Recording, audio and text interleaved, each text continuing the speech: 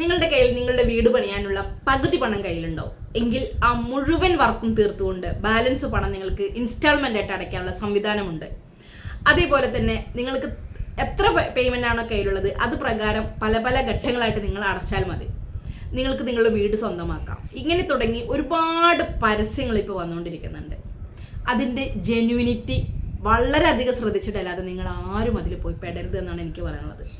ഇപ്പോൾ ഒരു സ്കൂട്ടറിൻ്റെ കാര്യം പറഞ്ഞിട്ട് തന്നെ പകുതി പണം കൊടുത്തു കഴിഞ്ഞാൽ ബാക്കി സബ്സിഡി ആയിട്ട് നിങ്ങൾക്ക് കിട്ടുമെന്ന് പറഞ്ഞിട്ട് ഒത്തിരി ലേഡീസാണ് മെയിനായിട്ട് അത്തരം കാര്യങ്ങൾ പോയി പെട്ടിട്ടുള്ളത്. എന്നോടും പലരും ചോദിക്കാറുണ്ട്, നിങ്ങൾക്ക് കുറച്ച് പണം തന്നു കഴിഞ്ഞാൽ നിങ്ങൾ വീട് പണി ചെയ്തു തരുമോ, ഫുള്ളായിട്ട് ചെയ്തു തരുമോ, ബാലൻസ് പൈസ പിന്നീട് തന്നാൽ മതിയോന്ന്. എങ്ങനെയാണ് അത് നടക്കാൻ പോകുന്നത്? അത്രയധികം ബൾക്ക് എമൗണ്ട് ഒരു കയ്യിൽ അവിടെ സ്റ്റോക്കായി വെച്ച് ആ പണം എന്ത് ചെയ്യണമെന്ന് അറിയാത്ത ആളുകൾക്ക് മാത്രമാണ് അത്തരം കാര്യങ്ങൾ ചെയ്തു കൊടുക്കാനായിട്ട് പറ്റുള്ളൂ.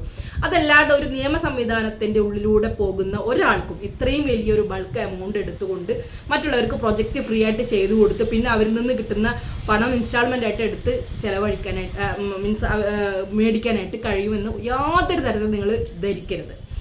അപ്പോൾ ഏതൊരു കാര്യം ഫ്രീ ആയിട്ട് തരാമെന്ന് പറഞ്ഞാലും പകുതി പണത്തിന് നിങ്ങൾക്ക് തരാമെന്ന് പറഞ്ഞാലും നിങ്ങൾ എവിടെയാണ് പോയിട്ട് അത്തരം കാര്യങ്ങൾക്ക് വേണ്ടിയിട്ട് സമീപിക്കുന്നത് എന്നുള്ളത് കൃത്യമായിട്ട് അന്വേഷിച്ച് തന്നെ അതിലേക്ക് ഇറങ്ങുക. അല്ലാണ്ട് അതിൽ പോയി പെട്ടതിന് ശേഷം ഞങ്ങളുടെ ഇത്ര പണം പോയി, ഇപ്പോൾ ഒരു പക്ഷേ ഒരു 10 ലക്ഷം 20 ലക്ഷം നിങ്ങൾ കൊടുത്തു കഴിഞ്ഞാൽ ഒരു 10 ലക്ഷം അതിൻ്റെ ഒരു പകുതി പൈസയുടെ ഒരു പണി അവിടെ ചെയ്തിട്ടുണ്ടായിരിക്കും. ബാക്കി പണി അവർ ചെയ്യാതെ പോയാലും അവർക്ക് ഒരു പകുതി പൈസയോടെ ലാഭമാണ്.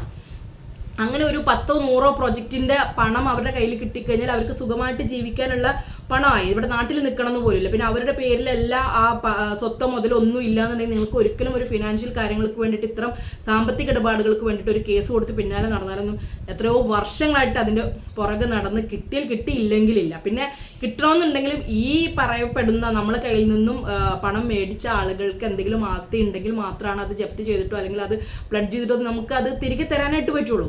അപ്പോൾ ഇത്തരം മോഹന വാഗ്ദാനങ്ങളിൽ അകപ്പെട്ടുകൊണ്ട് നിങ്ങൾ തന്നെ വരുത്തി വെക്കുന്ന ഇത്തരം വിനകളിൽ നിന്നും ദയവ് ചെയ്ത് ശ്രദ്ധിച്ച ഇടപാടുകൾ നടത്തുക. ഒരുപാട് ആളുകൾ നമ്മളടുത്ത് വിഷയങ്ങൾ പറയുന്നുണ്ട്, നിങ്ങൾക്കത് ബാലൻസ് വർക്ക് തീർത്തു തരാൻ പറ്റും, പലരും ഇട്ടുപോയിട്ടുള്ള പകുതി പണിയാക്കി ഇട്ടുപോയിട്ടുള്ള ബാലൻസ് വർക്ക് തീർത്തു തരാൻ പറ്റുമോ എന്നുള്ളത്. അത് ശരിക്കും പറഞ്ഞാൽ ഒരു നല്ലൊരു ബിൽഡേഴ്സിന് ബുദ്ധിമുട്ട് തന്നെയാണ്. പലരും പകുതിയാക്കി ഇട്ട് പോകുന്നു. ചിലപ്പോൾ അതിൻ്റെ വർക്ക് ക്വാളിറ്റി നമുക്ക് അത്ര ഇഷ്ടപ്പെട്ടൊന്നും വരില്ല, അതിൻ്റെ ഡിസൈൻ ഇഷ്ടപ്പെട്ടൊന്നും വരില്ല, ബാക്കിയുള്ള കാര്യങ്ങൾ. അപ്പോൾ ഫൈനൽ ആക്കുന്നത് ആരാണോ അവരുടെ പേരിലാണത് ആ പ്രൊജക്റ്റ് അറിയപ്പെടുന്നത്. അപ്പോൾ അതുകൊണ്ട് തന്നെ അത്തരം കാര്യങ്ങളിലേക്ക് വരുമ്പോൾ നമുക്കതൊരു ബുദ്ധിമുട്ടായിട്ട് വരികയും ചെയ്യും. അതുകൊണ്ടാണ് പലപ്പോഴും അത്തരം കാര്യങ്ങൾ റിജക്റ്റ് ചെയ്യുന്നത്. സോ നമ്മൾ കഷ്ടപ്പെട്ടുണ്ടാക്കുന്ന പണം എല്ലാവർക്കും വെറുതെ കൊണ്ടുപോയി കൊടുത്ത് കഷ്ടപ്പെടാതിരിക്കുക. നമ്മളുടെ കയ്യിലുള്ള പണം കൊണ്ട് ചിലപ്പോൾ ഒരു തറ ഇടാനോ ഉള്ളെങ്കിൽ ആ തറ ഇടുക.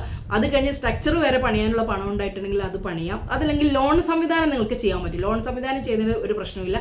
ലോൺ ചെയ്തുകൊണ്ട് നിങ്ങൾക്ക് വീടിൻ്റെ വർക്കുകളോ അല്ലെങ്കിൽ ബിൽഡിംഗ് വർക്കുകളോ ചെയ്ത് തീർക്കാവുന്നതാണ്. അതല്ലാതെ നിങ്ങൾക്ക് വേണ്ടിയിട്ട് വീട് പണിയാൻ ബിൽഡിംഗ് പണിയാനായിട്ട് പണം മറ്റൊരാൾ എടുത്തു വെച്ചിട്ടെന്ന് പറഞ്ഞു കഴിഞ്ഞാൽ 1 2 പേർക്കാവില്ല, എത്രയോ 100 കണക്കിന് ആളുകൾ അതിൻ്റെ എൻക്വയറീസ് ചെയ്യുന്നുണ്ടായിരിക്കും. അവർക്കൊക്കെ ഇത് ചെയ്തു കൊടുക്കുക എന്ന് പറഞ്ഞിട്ടുണ്ടെങ്കിൽ നമ്മൾ നിയമ സംവിധാനത്തിൻ്റെ ഉള്ളിൽ നിന്നുകൊണ്ട് അത് ചെയ്യണമെന്നുണ്ടെങ്കിൽ അത്രയും ഒരു ബൾക്ക് എമൗണ്ട് അവരുടെ കയ്യിൽ ബാങ്കിലോ കാര്യങ്ങളിലോ ഉണ്ടെങ്കിൽ മാത്രമേ ചെയ്യാൻ പറ്റുള്ളൂ. അപ്പോൾ അത് എങ്ങനെയാണ് ആ ഒരു പ്രൊജക്റ്റായിട്ട് മുന്നോട്ട് പോകുന്നത് നമുക്കറിയില്ല. ചിലപ്പോൾ അത് സുതാര്യമായിട്ട് പോകുന്ന കാര്യങ്ങളായിരിക്കും. പക്ഷേ എൻ്റെ ഒരു അഡ്വൈസ് എന്താ വെച്ചാൽ നിങ്ങൾ അത് സ്റ്റഡി ചെയ്തുകൊണ്ട് ചെയ്യാം. മിൻഹാജ് ബിൽഡേഴ്സ് ചെയ്യുന്ന വർക്കുകൾ മാർക്കറ്റിൽ ഒരു റേറ്റ് ഉണ്ട്. ആ റേറ്റിൻ്റെ ആനുപാതികമായിട്ട് നമ്മൾ ക്വാളിറ്റി വർക്ക് ടൈം ബൗണ്ടറായിട്ട് ചെയ്തു കൊടുക്കുമെന്നല്ലാതെ ഇത്തരം വാഗ്ദാനങ്ങൾ എന്തായാലും ഞങ്ങൾക്ക് തരാൻ കഴിയില്ല. ഞങ്ങൾക്ക് അങ്ങനെ ചെയ്യാനായിട്ട് കഴിയില്ല. Okay, thank you, by.